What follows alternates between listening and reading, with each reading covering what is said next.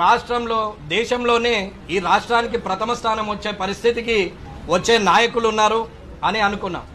ఎందుకంటే కామారెడ్డి నుంచి పోటీ చేసిన నా అదృష్టం ఏంటంటే నా మీద ఓడిపోయినటువంటి ముఖ్యమంత్రి గారు, నా మీద ఓడిపోయినటువంటి మాజీ ముఖ్యమంత్రి గారు, నేను ముగ్గురం కూడా అసెంబ్లీలో కూర్చుండడం అనేది నిజంగా చరిత్ర. అది దానికి నేను చాలా సంతోషపడ్డాను. ఎందుకంటే ఆ ఇద్దరు కూడా పెద్ద తలకాయలు, చాలా అనుభవం ఉంది. 5, 6, 7, 8 సార్లు అసెంబ్లీలో కూర్చున్నటువంటి వ్యక్తులు, పార్లమెంటుకు పోయినటువంటి వ్యక్తులు, వీళ్ళందరూ కూడా ఉన్నారు, అనుభవజ్ఞులు ఉన్నారని అనుకున్నాం. అన్న, మన ఇంట్లో ఒక 10,000 రూపాయలకు పనిచేసే హౌస్మేట్ లేదా మన వ్యవసాయ భూమిలో ఒక 300కు కూలికెచ్చే వ్యక్తి మనకు 5 నిమిషాలు లేట్ వచ్చినా, ఒకరోజు రాకపోయినా, తిన్న తర్వాత 15 నిమిషాలు లేట్ చేసినా వాళ్ళకు జీతం కట్ చేస్తారు. కానీ 2,75,000 రూపాయలు తీసుకున్నటువంటి ఎమ్మెల్యేలు ఇవాళ అసెంబ్లీకి రారు. నేను పార్టీ పరంగా మాట్లాడలేదన్నా, మనసులో ఉన్న భావనతోని నిన్నటి నుంచి భారంగా ఉంది కాబట్టి ఒక్కసారి మీతో పంచుకుంటే, ఇది ప్రజలకు తెలిస్తే, అధికారులకు తెలిస్తే, మా ఎమ్మెల్యేలకు, సోదరులకు అందరికి కూడా కొంచెం జ్ఞానోదయం అవుతుంది అనేది నా అభిప్రాయం. అసెంబ్లీ అంటే పేకాట క్లబ్ లాగా అయిపోయిందన్న.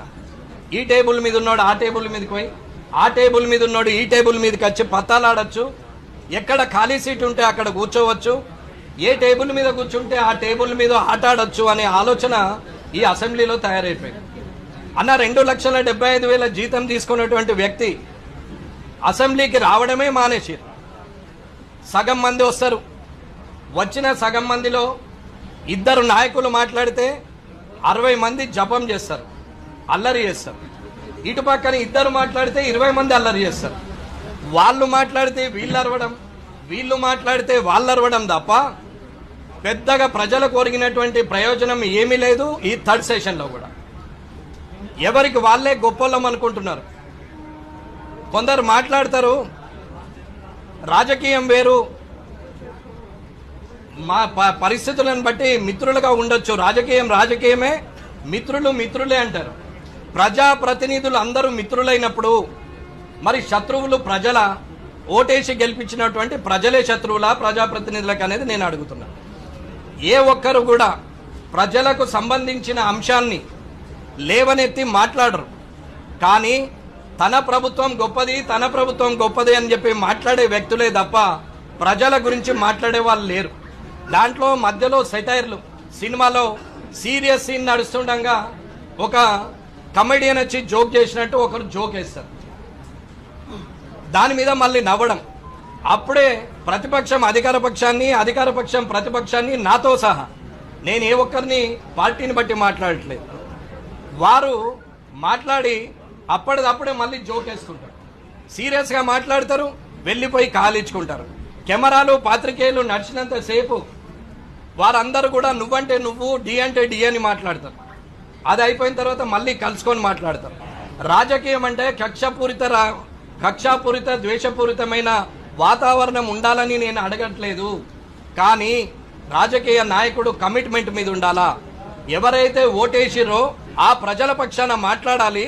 ప్రతిపక్షమైనా సరే అధికార పక్షం మంచి చేస్తే మంచి అనాలి, ఒకవేళ ప్రతిపక్షం తప్పు చేస్తే అధికార పక్షము అది తప్పని నిరూపించాలి తప్ప మంచిని కూడా చెడనడం, అది అధికార పక్షం కదా ప్రతిపక్షం అన్నప్పుడు మనం వాళ్ళ మీద అటాక్ చేయడమే ముఖ్యమని మాట్లాడుతూ ఉంటే, ఇవాళ అసెంబ్లీలో రోజుకి ఎమ్మెల్యేలకు 10 లక్షల జీతాలు, నెలకు 3,30,30,30,30,00,000 జీతాలు వస్తాయి. ఇవన్నీ టెన్షన్గా 1వ తారీఖు వస్తాయన్న, నాకు కూడా పడుతుంది 1వ తారీఖు. ఇవాళ కనీసం అక్కడికి వచ్చి మాట్లాడాలన్న మినిమం కామన్ సెన్స్ కూడా ప్రజాప్రతినిధులకు లేదు. వచ్చినటువంటి ఎమ్మెల్యేలు కూడా అక్కడికి వచ్చి ఒకరి మీద ఒకరు సెటైర్లు వేసుకొని మాట్లాడతారు. తిడతారు, పొగుడతారు వాళ్ళే, తిడతారు వాళ్ళే, పొగుడతారు వాళ్ళే, ప్రజల పక్షాన మాట్లాడినట్టు నటించేది వాళ్ళే.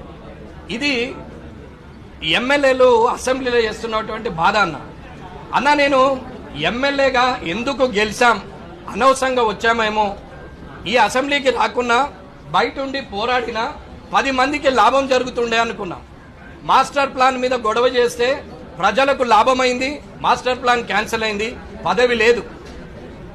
పావలా వడ్డీ గురించి మహిళల పక్షాన నిలబడి కొట్లాడితే వారికి పావలా వడ్డీ వచ్చింది, అప్పుడు నాకు పదవి లేదు. అలాగే ఎన్నో కార్యక్రమాలు చేసినప్పుడు అది ప్రజలకు లాభమైంది. కానీ ఒక ఎమ్మెల్యేగా, ఒక నియోజకవర్గ నాయకునిగా, ఒక పార్టీ ప్రతినిధిగా అసెంబ్లీకి నన్ను ప్రజలు పంపిస్తే ఏమీ చేయలేని నిస్సహాయ స్థితి అసెంబ్లీలో కనపడుతుంది. అన్న, ప్రజల దగ్గర సమస్యలే లేనట్టు, రాష్ట్రం మొత్తం సుభిక్షంగా ఉన్నట్టు ఇవాళ లోపల ఉన్న వాళ్ళు మాట్లాడుతూ ఉంటారు. పాపం అక్కడ వస్తూ ఉంటే గేట్ కాడ పోలీసు వాళ్ళు కూడా చెప్తారు, అన్న మాకు సరెండర్ లీవ్స్ రాలేవు, గత ప్రభుత్వం ఇవ్వలేదు, డిఏలు 5 పెండింగ్ ఉన్నాయి, 3 పెండింగ్ ఉన్నాయి, సరెండర్ లీవ్స్ 5-6 పెండింగ్ ఉన్నాయి, మాకు అసలు ఏరియర్స్ రావట్లేదు, పిఆర్సీ ఏరియర్స్ కూడా ఇప్పటి వరకు ఇవ్వలేదు, పిఆర్సీ కొత్తది మళ్ళీ వచ్చింది, కానిస్టేబుళ్లకు కనీసం ప్రమోషన్ యోగం లేదు అని పోలీసులు వానల ఎండల రోడ్డు మీద నిలబడి ఈ నాయకులను, ఈ ఎమ్మెల్యేలను అసెంబ్లీకి పంపిస్తుంటే వాళ్ళ ఘోష మాత్రం వీళ్ళకు వినపడదు. ఇవాళ ఎన్నో సమస్యలు ఉన్నాయి. ఇవాళ 1998లో డిఎస్సి క్వాలిఫైడ్ అయిన వాళ్ళు 26 సంవత్సరాల క్రితం క్వాలిఫైడ్ అయిన వ్యక్తులకు అప్పటి ముఖ్యమంత్రి గౌరవనీయులు కేసీఆర్ గారు పిలిచి మాట్లాడి ఇది మీకు సరిదిద్దుతామని 2016లో చెప్పారు. ఇప్పటి వరకు వాళ్ళని చూసిన పాపాన పోయింది లేదు. ఇవాళటి కూడా ఎవ్వరు కూడా